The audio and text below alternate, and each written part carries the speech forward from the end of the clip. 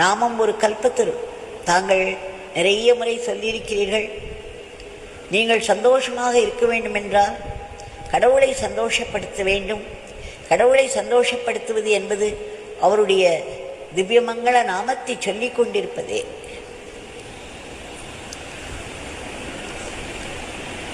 இதை நாம் எப்பொழுதும் நினைவில் கொள்ள வேண்டும். நாம் சொல்லும் ஒவ்வொரு நாமமும் நம்முடைய பகவானை சந்தோஷப்படுத்துகிறது. நான் சொன்னேன் அல்லவா, மகாத்மாக்கள் கண்ணாடி போன்றவர்கள். கண்ணாடியானது தன் முன்னே எது இருந்தாலும் அதை அப்படியே பிரதிபலிக்கும். அதேபோல் நாம் நாமத்தை சொல்லி சொல்லி பகவானை சந்தோஷப்படுத்தினோமானால் அந்த சந்தோஷத்தை நமக்கு நம்முடைய வாழ்வில் பிரதிபலிக்க செய்வார் பகவான்.